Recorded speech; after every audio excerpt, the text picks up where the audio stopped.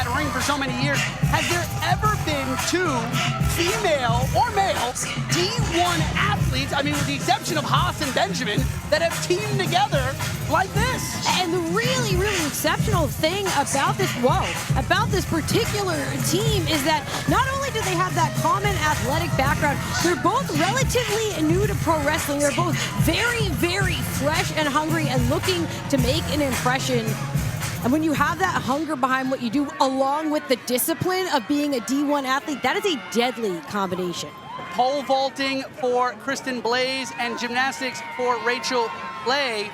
Interestingly enough, these two young women met in 2023 when they were both invited to a WWE tryout as part of the NIL program. They were not professional wrestlers. They were professional college athletes prior to that. And because of that tryout, they fell in love with pro wrestling and started their journeys right after that tryout. They met, became friends, even though they trained in two different areas. Rachel Lay training at Flatbacks under the guidance of Tyler Breeze and Sean Spears, and Kristin Blaze training at CCW, becoming the CCW Rookie of the Year.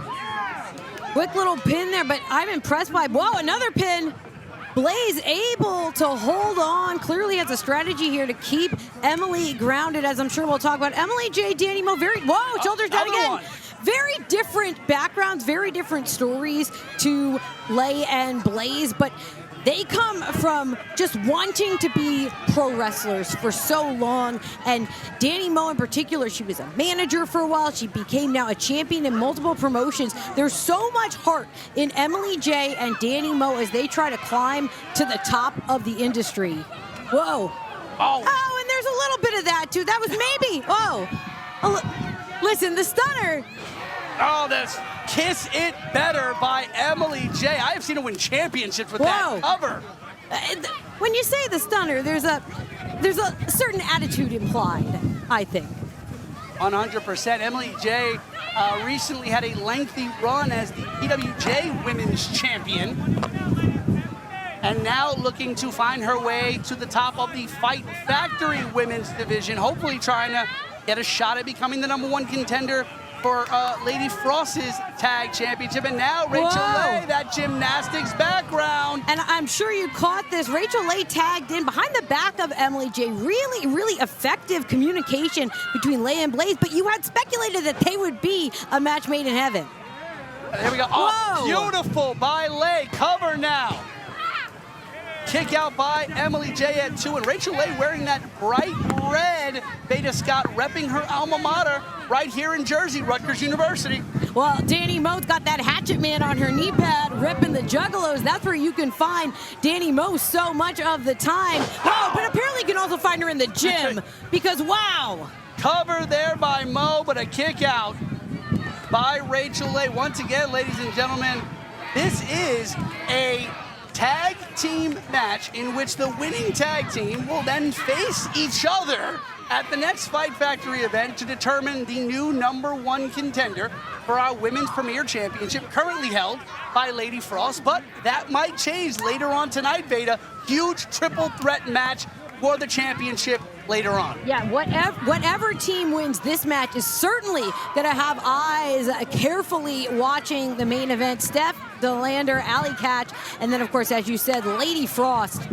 One of them will leave tonight as the champion, but they're already going to know the possibilities, at least, for their next challenge. 50-50.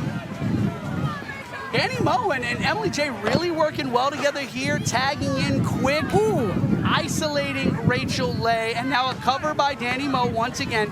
And this is, you talked about it earlier, Veda, the relative inexperience. Listen, Lay and Blaze are incredible athletes, there's no doubt about it. They are incredible additions to the women's rosters and all the companies they have been a part of. But there is the inexperience factor. When someone who has been in the ring as much as you have, you know there's a difference when you're going in there than someone who rivals you in experience and someone who's kind of just starting out. Well, right there, we just saw Dani Mo one step ahead of Rachel Lay. That was veteran experience. As Lay, wait a second. Tijeras turned it into a spear. Well, that was a veteran move if I ever saw one. Went for a head scissors, but Lay turned it around. And look at Danny Mo's trying to explain that was inadvertent. It was. Oh! Blaze, beautiful clothesline, and another one now taking Jaye down. Oh, beautiful drop kick by Blaze. Listen, this is that athletic background. When you come from a D1 program, an athletic background like Blaze and Lay, so much of what we do in professional wrestling in the ring comes so much easier to you. Take a look at this, loading up Emily Jaye and snapping all the way through, rolling right into the pin. Cover. Super athletic, body control, but no control as she gets tossed onto the apron there. Dani Mo. Oh, now Rachel Lay, beautiful. Out the Enziguri there. Flash in the corner. Oh, Dani. I think she went for maybe some kind of Yeah, she put the brakes on it, did Dani Mo. Now Mo's got Lay up. Oh, beautiful maneuver there by Dani Mo. Cover. But Rachel Lay not the legal competitor. Blaze still is. And this is a perfect moment for Kristin Blaze to take advantage of the confusion. Emily Jaye trying to get things back on track for her team here, but the damage might already be done. Miscommunication after miscommunication. We know that these are teams that are not used to tagging together, and now everyone is down. All 4 women down in this ring right now.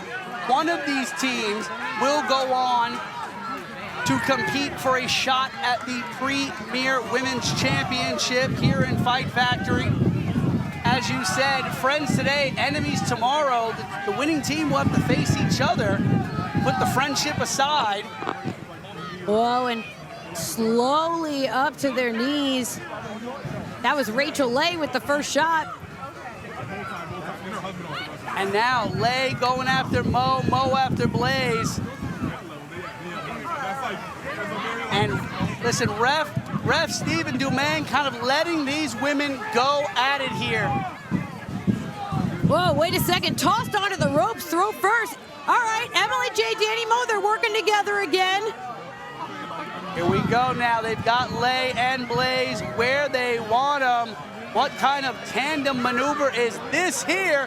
Dani Mo just chucked Emily Jaye at Lay and Blaze. Dani using her own partner as a weapon as now Jaye. You talked about Dani Mo spending time in the gym. It shows. Well, look at this.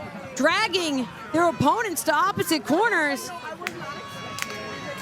We know Dani Mo very much knows her way around the top rope now. Whoa. Double headstands. At both. Whoa, no, it's Dani. And Dani held it just a little longer. Cover on Blaze, the legal competitor. All right, now how about that? Dani Mo, she held it just a little longer than Emily Jaye. Maybe trying to send a message for when she hopes they fight each other next event. Listen, hey, whoa! I spoke kick. too soon. Out of nowhere, Blaze almost stole one there. I did not see that pump kick coming at all. And this is great. What? No. Dani Mo able to get out of there. Going for the tag. Oh, what? What the? Emily, the stunner.